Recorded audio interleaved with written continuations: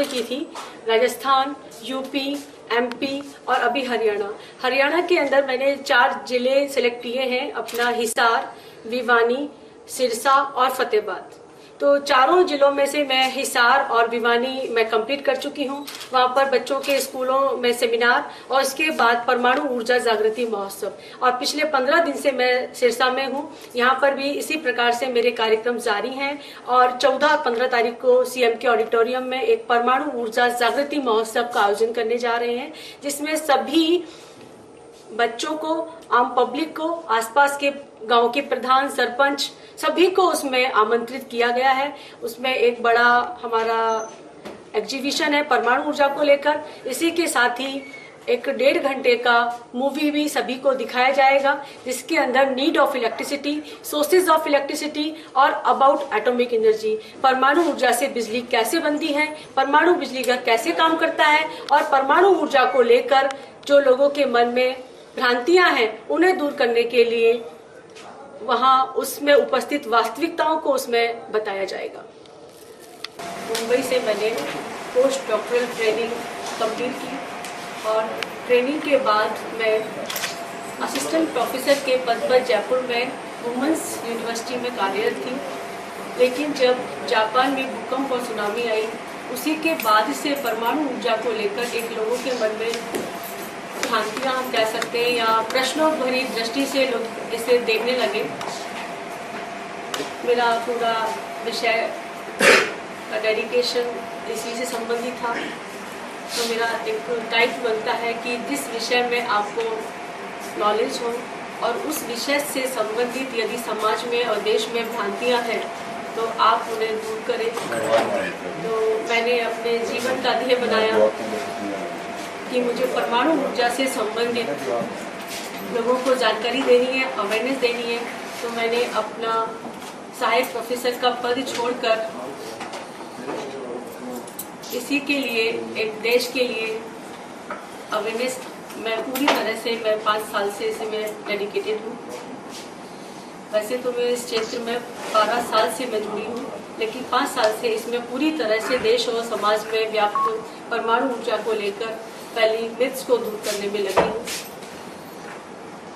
हमारे देश में 1969 से परमाणु ऊर्जा से बिजली बन रही है और हमारे देश में 20 परमाणु बिजली घर काम कर रहे हैं और पूरे विश्व में लगभग 444 परमाणु बिजली घर काम कर रहे हैं।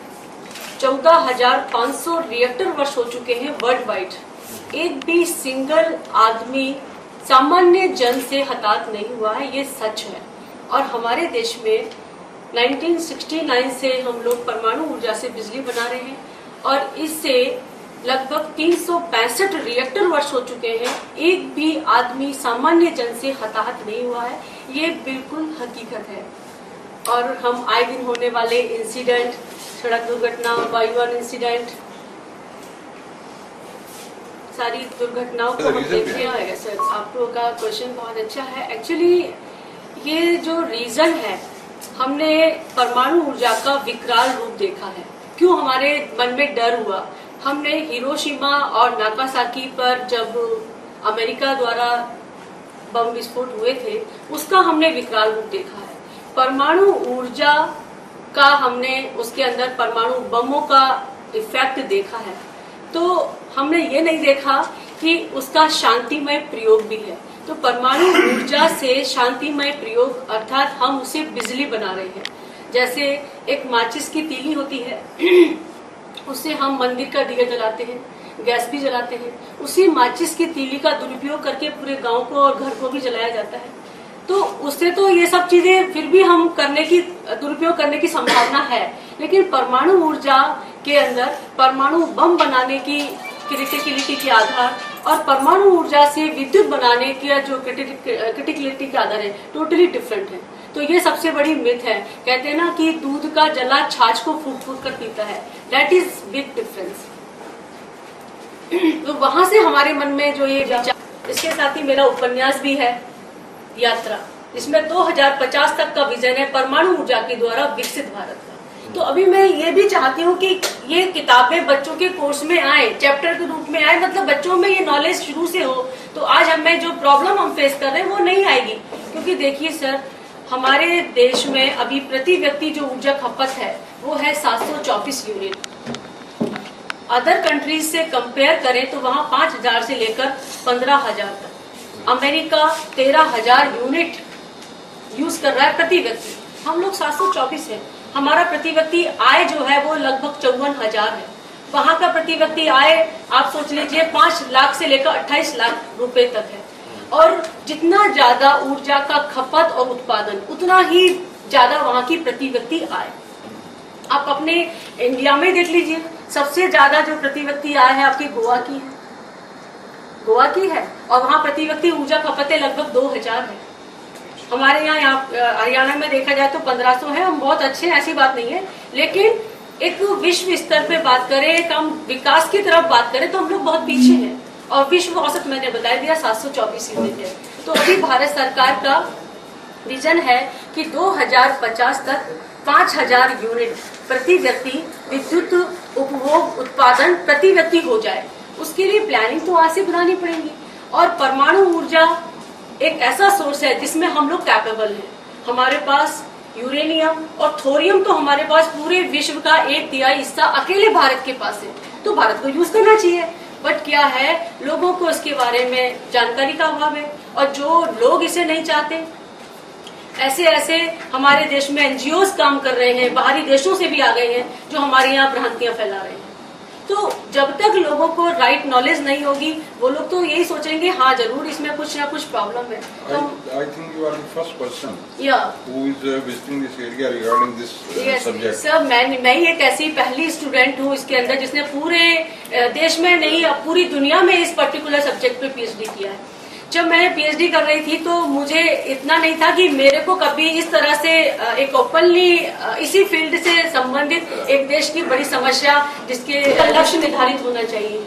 आप सोचें, पहले मुझे ये व्यवस्थाएं हो जाए, वो व्यवस्थाएं सरकार नहीं तो समाज करेगा, समाज नहीं तो संबंधित डिपार्टमेंट करेंगे, लेकिन आप अपनी लीक से ना हटें। तो अभी तक मुझे सरकार या राज्य सरकार की तरफ से कोई भी इसमें मदद नहीं मिली है। How you are continuing it? हाँ, तो जब मैं जहाँ जहाँ जाती हूँ तो वहाँ के लोग मुझे सपोर्ट करते हैं ताकि मैं इस काम में थकूं नहीं। और संबंधित जो विभाग है वहाँ से भी मुझे पिछली बार कुछ मदद मिली थी, इस बार का तो मुझे पता नहीं, लेकिन ये है कि समाज में बहुत ताकत है जो मेरे को थकने नहीं देगा। फिर गवर्नमेंट इन फ्यूचर हो सकता है सपोर्ट करे, लेकिन मैं नहीं रुकूंगी, मैं नहीं थकूंगी। ये मतलब मेरा जो मुहिम है कि मुझे 5 साल के अंदर देश में न्यूक्लियर ऊर्जा क्रांति लानी है। थोड़ी थोड़ी खबर मिलती थी, लेकिन जब मैंने परमाणु ऊर्जा जागृति महोत्सव किया था उसमें पूरा एक लॉबी आया हुआ था जो पब्लिक, जो परमाणु विरोधी संगठन के रूप में काम कर रहा था। तो उन लोगों के काफी क्वेरीज थी, उस महोत्सव में उनका समाधान हुआ। इवन उन लोगों को बहुत ही संतुष्ट करके हम लोगों ने वहां से भेजा, और उसके बाद वो यही बोलते गए कि आप लोग बहुत अच्छा काम कर रहे हैं और हम लोग आपके साथ हैं। तो इससे बड़ी जीत और क्या हो सकती है कि आपने काम किया, उसका रिफ्लेक्शन आपको देखा। और फिर और भिवानी में इस प्रकार से हुआ। भिवानी में तो इवन सर मैं अपना एग्जीबिशन बच्चों को विजिट करवा रही थी, तभी 4-5 लोग जो इसके विरोध में काम कर रहे हैं वो आए और बच्चों को बोलते हैं कि बच्चों ये सब बिल्कुल बेकार है और इससे इतना नुकसान हो जाएगा, इतना नुकसान हो जाएगा। उन्हीं बच्चों ने उनको जवाब दिया कि सर हम लोग मैम का सेमिनार अटेंड कर चुके हैं, हम जान चुके हैं कि आज हमारे देश को बिजली की जरूरत है और परमाणु ऊर्जा किस प्रकार से हमारे लिए सेफ और क्लीन है। यदि मैं तीनों चरण एक दूसरे से प्रतिबंधित है, मतलब तीसरे से हम पहले में नहीं जा सकते, पहले से तीसरे में नहीं जा सकते। वी हैव टू फॉलो 3 चरण को हमको फॉलो करना ही पड़ेगा। अब बात आती है, हमारे देश के अंदर यूरेनियम है लेकिन थोड़ा उतना नहीं है जितना हमें जरूरत है। थोरियम बहुत ज्यादा है लेकिन थोरियम को डायरेक्ट यूज नहीं कर सकते, because uranium it is a fissile, मतलब टूटने वाला है, लेकिन थोरियम नहीं है, लेकिन थोरियम को बनाया जा सकता है। तो पहले चरण में हम केवल यूरेनियम को ही यूज कर सकते, थोरियम को नहीं कर सकते। यूरेनियम को यूज किया, जैसे ये यूरेनियम है लाइक कोल, इसके ऊपर आपने न्यूट्रॉन की क्रिया कराई, यूरेनियम 2 भागों में टूटा,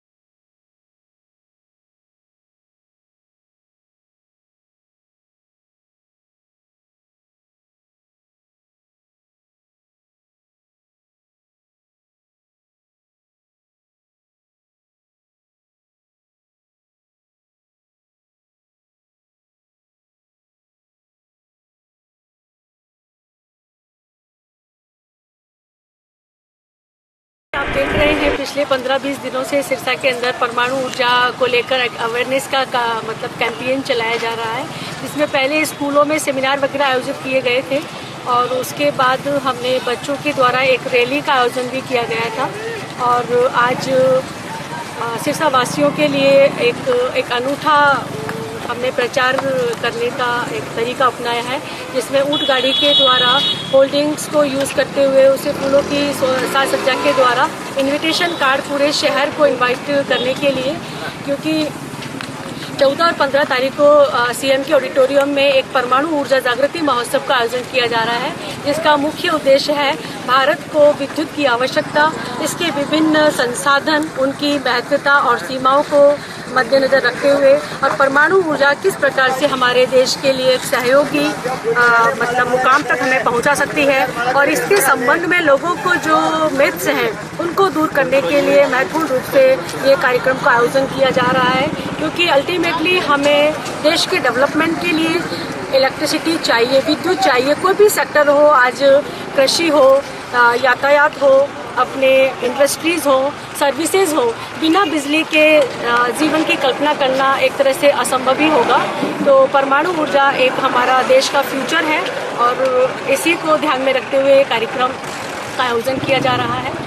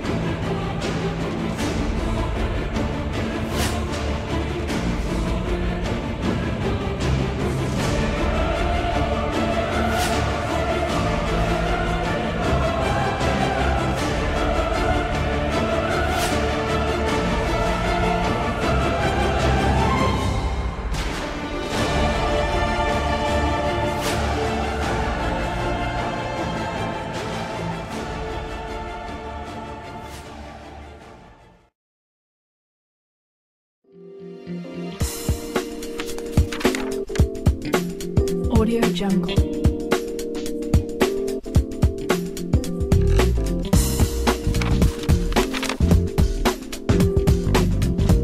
Audio Jungle.